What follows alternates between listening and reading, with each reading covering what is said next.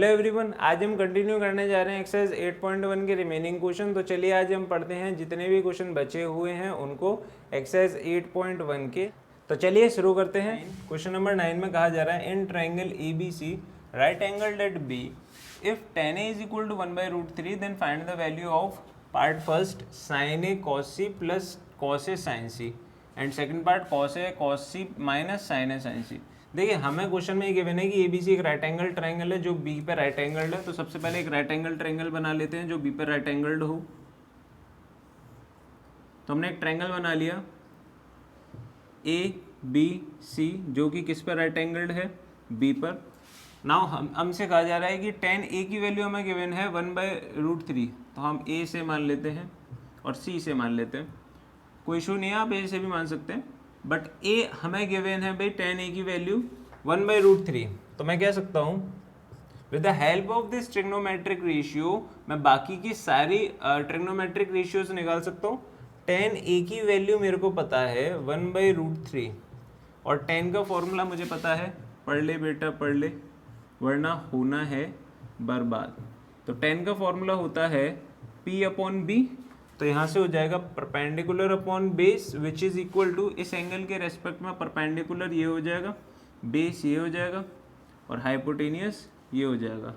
तो normally perpendicular की value क्या हो जानी चाहिए अकॉर्डिंग टू दिस हमें गिवन है, तो परपेंडिकुलर की वैल्यू ये हो जानी चाहिए बेस की ये। इन दोनों की हेल्प से मैं हाइपोटेनियस निकाल लूँगा। इन दोनों की हेल्प से हाइपोटेनियस कुछ ना कुछ आ जाएगी। परपेंडिकुलर आ गया भाई के मान लिया, बेस आ गया हमारे पास √3 टाइम्स ऑफ के, परपेंडिकुलर हो जाएगा हमारे पास के, बेस हो जाएगा हमारे पास √3 ऑफ के और हाइपोटेनियस अगर हम निकालना चाहें तो बाय पाइथागोरस थ्योरम हम पता कर सकते हैं कि हाइपोटेनियस का स्क्वायर इज इक्वल टू के स्क्वायर प्लस बेस स्क्वायर यानी 3k का square that is equal to 4k square. और यहाँ से अगर मैं हाइपोटेनियस की वैल्यू निकालना चाहूँ तो ये आ जाएगी 2k। हाइपोटेनियस आ गया ट्वाइस ऑफ के। यहाँ से अगर वैल्यू चेक करी जाए तो हमारे पास हाइपोटेनियस आ गया है, तो इसे रफ कर देते हैं। अब मैं वैल्यू निकाल लेता हूँ जो हमसे पूछी हुई है, जो हमें टूल चाहिए sin A cos C cos A sin C। तो अगर मैं बात करूँ sin A की वैल्यू की तो sin A वैल्यू हो जाएगी perpendicular upon hypotenuse which is k/2k that is 1/2। Similarly अगर मैं बात करूँ sin C की तो cos A की अगर बात करी जाए तो ये हो जाएगा A के रेस्पेक्ट में B/H that is √3k/2k that is √3/2। Similarly अगर C के रेस्पेक्ट में अगर बात करी जाए तो उस केस में परपेंडिकुलर हो जाएगा ये और बेस हो जाएगा BC। तो sin C की वैल्यू इस केस में आएगी perpendicular upon hypotenuse that is √3/2 और cos C की वैल्यू आएगी base upon hypotenuse which is k/2k 1/2।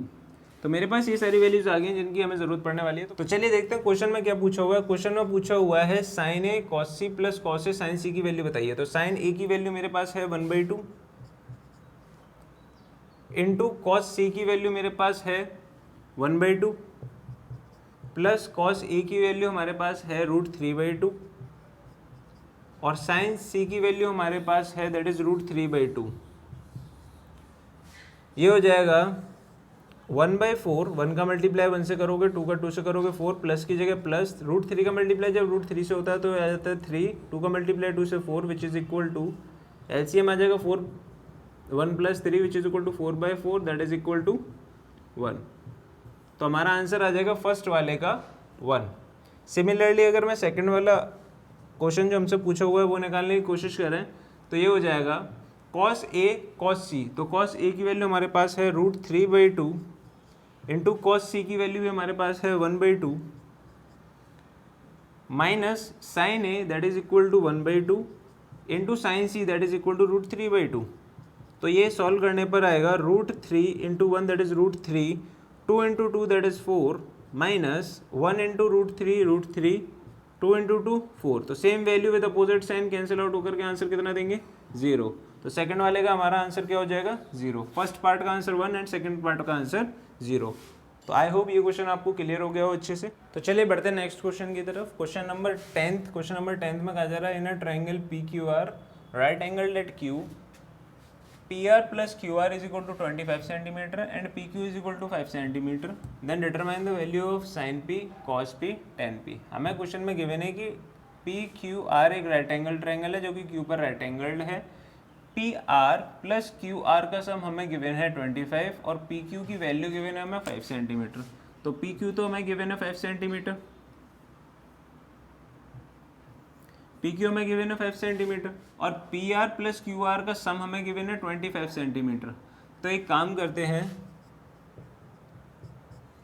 हम लेट कर लेते हैं किसी एक साइड को x, लेट इट बी, अगर इस साइड को x लेट कर लिया जाए तो ये हो जाएगी 25 माइनस एक्स।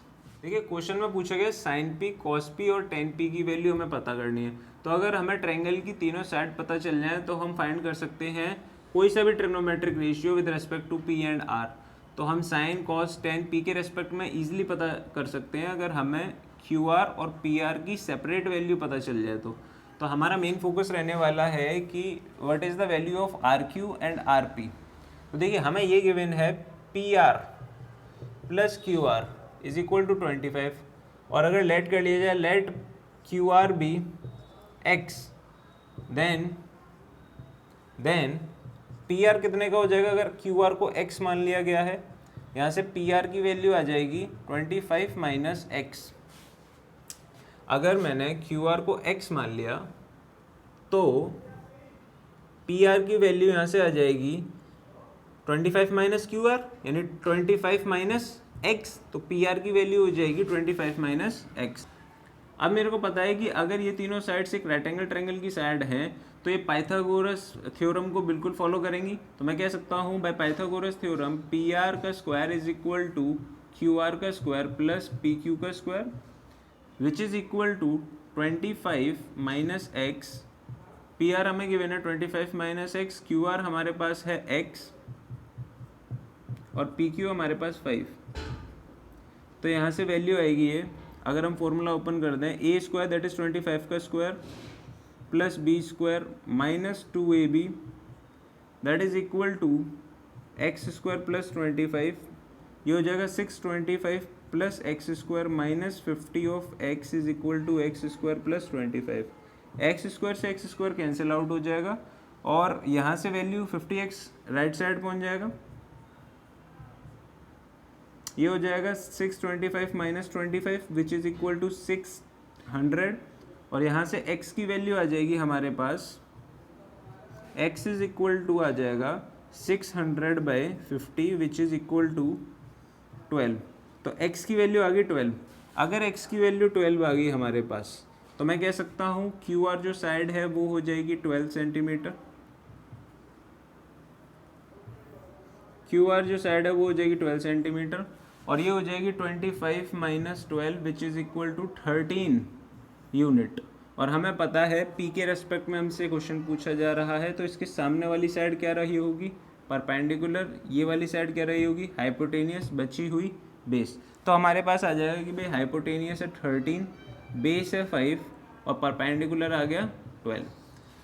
तो चलिए देखते हैं क्या पूछा हुआ है। हमसे पूछा हुआ है साइन पी की वैल्यू कितनी होगी। तो साइन पी की वैल्यू निकालने के लिए मैं कह दूंगा sine P is equal to what, sine का फॉर्मूला होता है, पढ़ ले बेटा पढ़ ले वरना होना है बर्बाद। साइन का फॉर्मूला आप निकाल लोगे इस फॉर्मूले की हेल्प से।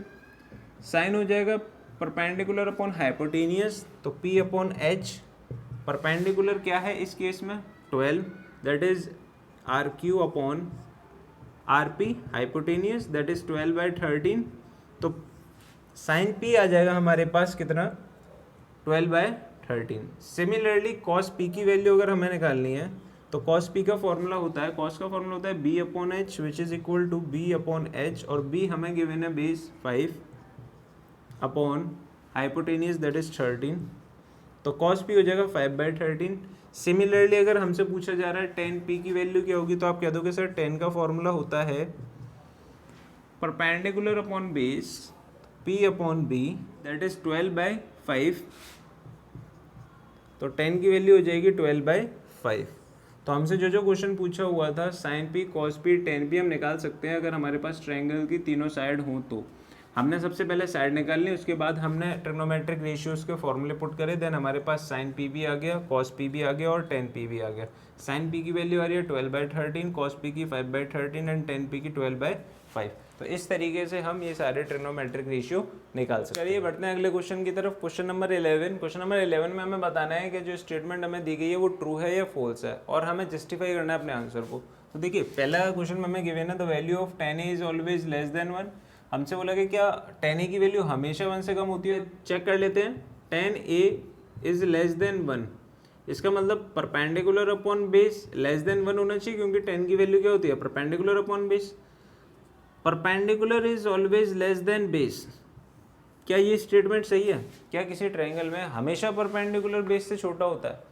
ऐसा हमेशा नहीं होता है, इसीलिए हम ये नहीं कह सकते हैं कि भाई tan a की वैल्यू हमेशा 1 से छोटी होगी। ठीक है, तो ये ऑलवेज वर्ड की वजह से ये स्टेटमेंट इनकरेक्ट हो गया, फॉल्स हो गया।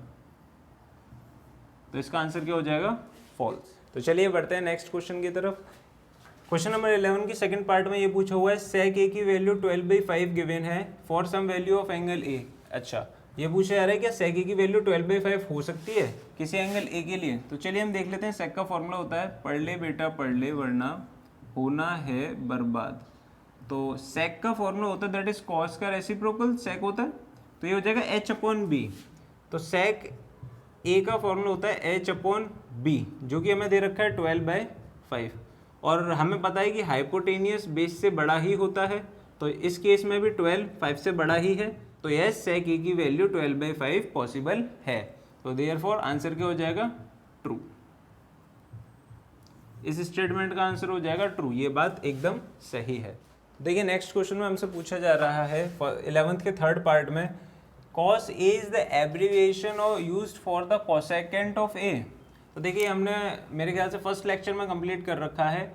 कोसेकेंट ए को हम एब्रीविएट करते हैं कोसेक से। कॉस तो कोसाइन का एब्रीविएशन है, ये शायद आपने पढ़ रखा होगा। तो क्या ये बात सही होगी या गलत होगी? क्या कोसेकेंट के लिए हम कॉस यूज करते हैं एब्रीविएशन? नो। तो ये आंसर हो जाएगा फॉल्स। तो चलिए बढ़ते हैं नेक्स्ट क्वेश्चन की तरफ। नेक्स्ट क्वेश्चन में बोला गया है cot a इज the product of cot into a। क्या cot a का मतलब cot मल्टीप्लिकेशन ऑफ a है? ऐसा नहीं होता है। cot a का मतलब है cot of angle a, not cot into angle a। इसीलिए हम ये नहीं कह सकते हैं कि cot a is equal to cot into angle a होता है, ये इनकरेक्ट है, इसीलिए इसका आंसर हो जाएगा फॉल्स। तो चलिए बढ़ते हैं नेक्स्ट क्वेश्चन की तरफ। नेक्स्ट क्वेश्चन में हमसे पूछा हुआ है sine theta is equal to 4/3 हो सकता है कि नहीं हो सकता है किसी एंगल के लिए। तो साइन थीटा का फॉर्मूला हमें पता है क्या होता है, पढ़ ले बेटा पढ़ ले वरना होना है बर्बाद। तो साइन का फॉर्मूला होता है परपेंडिकुलर अपॉन हाइपोटेनियस, तो ये हो जाएगा परपेंडिकुलर अपॉन हाइपोटेनियस, जो कि हमें गिवन है 4/3। तो 4/3 आप बताइए क्या कभी हाइपोटेनियस की वैल्यू परपेंडिकुलर से छोटी हो सकती है? नहीं हो सकती है। बट यहाँ हमें गिवन है कि हाइपोटेनियस 3 और परपेंडिकुलर 4। क्या कभी ऐसा पॉसिबल है कि हाइपोटेनियस परपेंडिकुलर से छोटा हो जाए? नहीं, इसीलिए ये वैल्यू इसकी इक्वल कभी नहीं हो सकती, इसीलिए इसका क्या आंसर हो जाएगा? फॉल्स। तो आई होप ये लेक्चर आपको अच्छे से समझ में आया हो, ये पूरी एक्सरसाइज 8.1 NCERT की आपको अच्छे से क्लियर हो गई हो। तो चलिए फिर मिलते हैं अगली वीडियो में।